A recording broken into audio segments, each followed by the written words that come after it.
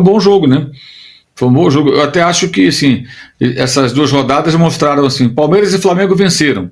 Palmeiras jogou bem contra o Atlético e venceu. Depois jogou mal contra o Fluminense e venceu. Flamengo jogou mal com o Fluminense e venceu, jogou bem contra o Red Bull Bragantino e venceu. Inverteram, né? Mas os dois tiveram um jogo ruim, um jogo bom, mas 2 vitórias. Pontos corridos, é importante vencer de qualquer maneira. Foi o caso do Fla-Flu, mesmo sem fazer uma boa atuação, mas dessa vez o time jogou bem. Virou o jogo, teve personalidade, cresceu no segundo tempo, as mudanças foram boas.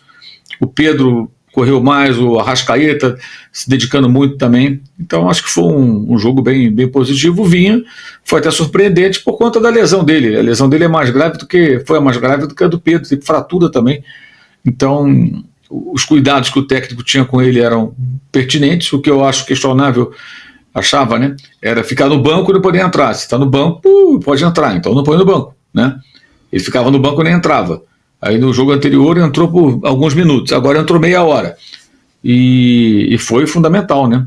Também destaque para o Alacian, que outra vez entrou bem, e para o Léo Pereira, que fez um gol. Depois ele mesmo assumiu uma parcela de responsabilidade no gol do Red Bull Bragantino, mas ele fez um gol e ele começa a jogada do segundo gol, né? São 2 passes excelentes ali na saída de bola, excelentes. Um deles de 3 dedos, o outro na sequência, colocando a bola no corredor para o Vinha poder dar sequência.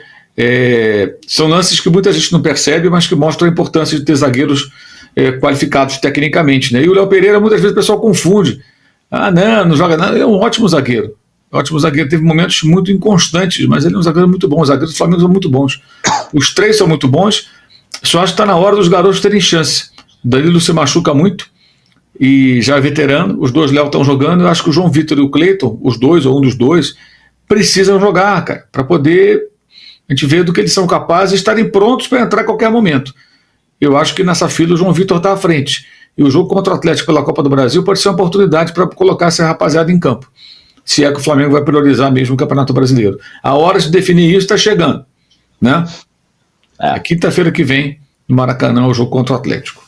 Antes tem outro jogo com o Atlético, mas é pelo Brasileirão. Exato, e aí depois tem um Ceará no Brasileiro e volta o Atlético Mineiro. A sequência grande aí com o Atlético Mineiro. André, meu amigo, o parceiro aqui, minha dupla de bancada aqui da Action Live, bom dia, bem-vindo.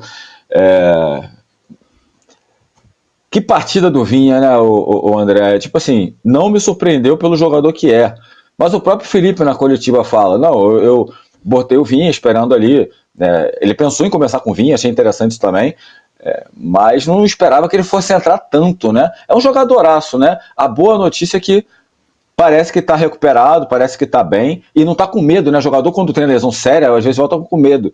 Ele parece que não, né? Está partindo para cima. Talvez grande reforço do Flamengo aí, né, André? Bom dia, meu amigo. Bom dia, Alain, bom dia, Mauro, bom dia, Felipe na produção, bom dia a todos, sejam todos bem-vindos, vamos chegando dando like, para mais pessoas ficarem sabendo que a gente está aqui na área. E faça sua inscrição para a gente chegar logo nos 173 mil inscritos nesse nosso processo aí de crescimento contínuo. Rapaz, o Flamengo fez um grande segundo tempo em Bragança Paulista. Um grande segundo tempo. Tirando, lógico, os 10 segundos ali de início. Se bem que, cara, assim, é aquilo, né? As coisas têm suas tintas muito em cima do resultado, né? Então é lógico que se fosse 1-0 com aquele gol, o mundo ia desabar, né? Mas como virou e tal, você consegue ter um olhar para a jogada e pensar, pô, tudo bem, o Léo Pereira deu um mole aqui, o Varela, mas principalmente o Léo, né, que tinha que ter feito a cobertura do Varela. Mas a jogada foi muito bem executada, né? Também, assim, quem gosta de futebol, sei que todo mundo foca muito no seu time, então, quando toma um gol, o que importa é a falha. Mas se você rever aquele lance um instante com um olhar assim do futebol, você fala, pô, jogada foi bem sacada, porque o Lucas Barbosa, ele faz um movimento ele já sabia que a bola ia entrar ali e ele faz um movimento na hora certa nas costas do Varela. A jogada realmente foi muito bonita, a jogada. Mas depois o Flamengo foi crescendo, tomando conta do jogo. E quando entra um Vinha, principalmente, né, óbvio, e o Alacian, o Flamengo toma conta do jogo. O Flamengo vira senhor do jogo. E é porque o time ainda tem aquela questão de não finalizar muito e tal, apesar do domínio, mas poderia tranquilamente, foi um domínio que se o Flamengo fosse mais contundente, finalizasse mais, poderia até fazer um 3-1 ali, tranquilo, porque foi senhor absoluto. Mais cara da história do Flamengo, porque ele vai superar os números do Alcaraz em 2024. Lembrando que o Alcaraz custou 20 milhões de dólares em 2024. E o Samuel Lino vai ser reforço do Flamengo. Tudo certo entre Flamengo, Atlético de Madrid e jogador. Tudo acertado, tudo verbalmente acertado, né? Falta assinar. E o Flamengo vai pagar 22 milhões de euros mais 2 em metas, ou seja, podendo chegar a 24 milhões de euros. Esses números superam os números do Alcaraz, inclusive. Eu vou até falar aqui o quanto que o Alcaraz custou. O Alcaraz, na ocasião, custou 20 milhões de dólares e no câmbio da época estava 110 milhões de reais. E agora o Lino ele vai custar 143 milhões de reais de maneira fixa, mais 2 milhões de euros aí, bota, enfim, cerca de 14 milhões, 15 milhões em metas. Mas o Flamengo já sabe que vai gastar 143 milhões de reais. E eu vi, gente, assim, eu respeito muito, inclusive o Paulo Nunes.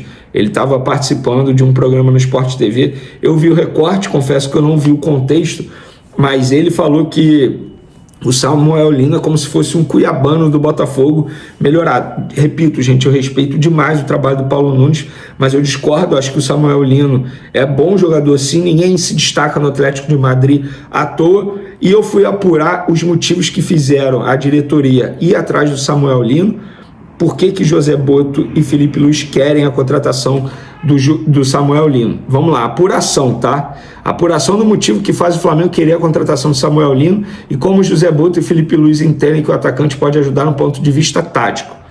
Samuel Lino tem um estilo de jogo que defende como ala e ataca como extremo. Além disso, desequilibra conduzindo a bola e tem um bom acabamento nas jogadas. Isso tudo pela ponta esquerda. Além disso, o atacante tem perfil para ocupar todo o corredor com e sem a bola.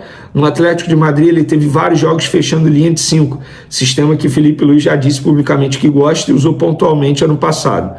Os números de Samuel Lino na carreira também chamam a atenção. Desde a temporada 2020 e 2021, quando ainda atuava pelo Gil Vicente de Portugal, o atacante tem 45 gols e 24 assistências, além de um bom número de minutagem em campo, ou seja, desempenho melhor que todos os extremos do atual elenco do Flamengo. Samuel Lino também sofreu pouquíssimas lesões na carreira, ou seja, tem saúde. É algo que a diretoria do Flamengo estava buscando. A lesão mais grave foi um estiramento do ligamento do joelho em 2023, ainda no Atlético de Madrid, e foi resolvido com um tratamento conservador, ou seja, não passou por cirurgia, que é o pior dos casos para um jogador de futebol, para um atleta de futebol. E assim, os valores que o Flamengo vem investindo aí, inclusive no Samuel Lino, tem chamado a atenção e eu estou vendo muita gente nas mídias criticando como que o Flamengo vai pagar isso tudo num jogador. Gente, é basicamente o mesmo valor que o Botafogo pagou no Danilo, que é volante, e a gente sabe que atacante custa mais que volante no mercado da bola, é menos que o Palmeiras investiu em Vitor Roque. O Vitor Roque pagou, o Palmeiras vai pagar aí 25 milhões de euros, o Flamengo vai pagar 22, mais 2 se ele bater as metas. Então assim, gente, o Flamengo gasta isso porque pode. O Flamengo gasta isso porque se estruturou. O Flamengo gasta isso não é porque, beleza, a gente está sofrendo pressão da torcida, vamos contratar. Não, gente. Isso tudo é gerenciamento. E a diretoria, inclusive no começo do ano, não fez contratação de peso, só trouxe o Juninho na ocasião, que custou cerca de 35 milhões de reais. Isso hoje em dia não é nada no futebol, por conta do fluxo de caixa. Então, assim, é uma gestão responsável, uma gestão financeira responsável. O Flamengo faz isso porque pode.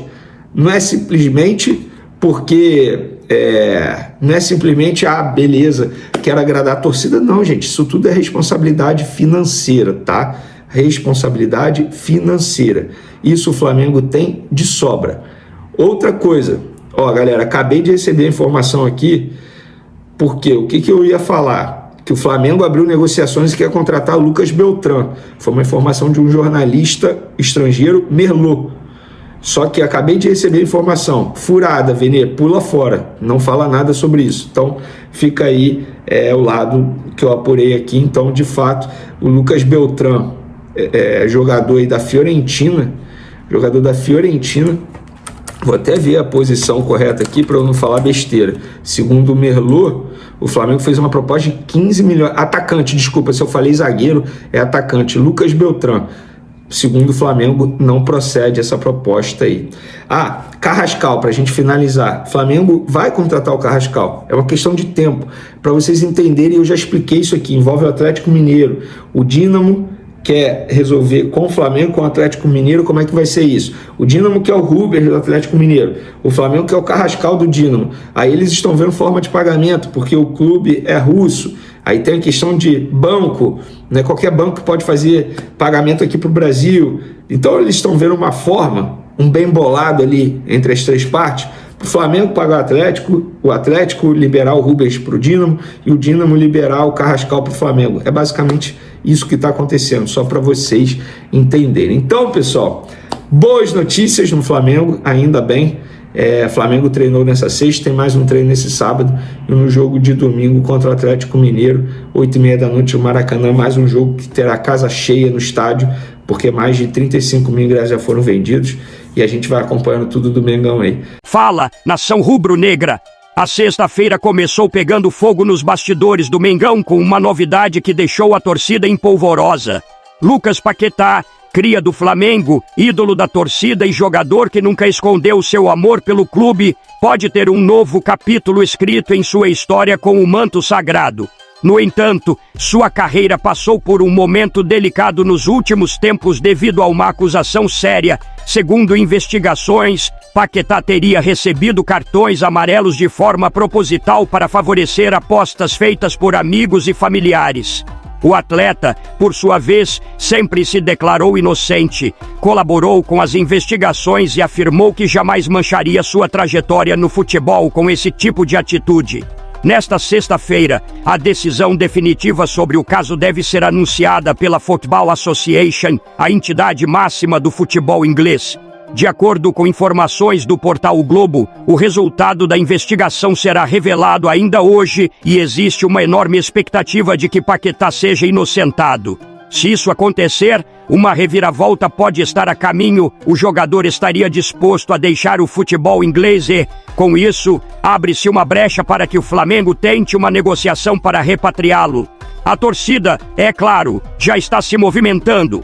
Nas redes sociais, a campanha pelo retorno do Camisa 11 cresceu de forma absurda, com torcedores clamando pela volta do jogador que sempre honrou as cores do clube. Mesmo com as recentes movimentações da diretoria rubro-negra no mercado, como a chegada de Saúl Ñíguez, Jorginho, a negociação avançada com Emerson Royal e o interesse em Samuel Lino, muitos torcedores afirmam que nenhum reforço superaria a emoção de ver Paquetá novamente no Maracanã com a camisa do Flamengo. Uma publicação que viralizou resume bem esse sentimento. Pode trazer Saúl, Jorginho, Royal, Lino, mas o que vai fazer o coração flamenguista explodir é ver nosso cria Lucas Paquetá de volta em casa. Vale lembrar que Paquetá tem contrato com o West Ham, o que torna a negociação complexa, mas no futebol, principalmente quando se trata de um ídolo, tudo é possível. A decisão desta sexta-feira pode mudar o rumo da carreira do jogador e reacender uma chama que nunca se apagou no coração dos rubro-negros. É esperar para ver, nação. Fiquem ligados, porque o dia promete fortes emoções.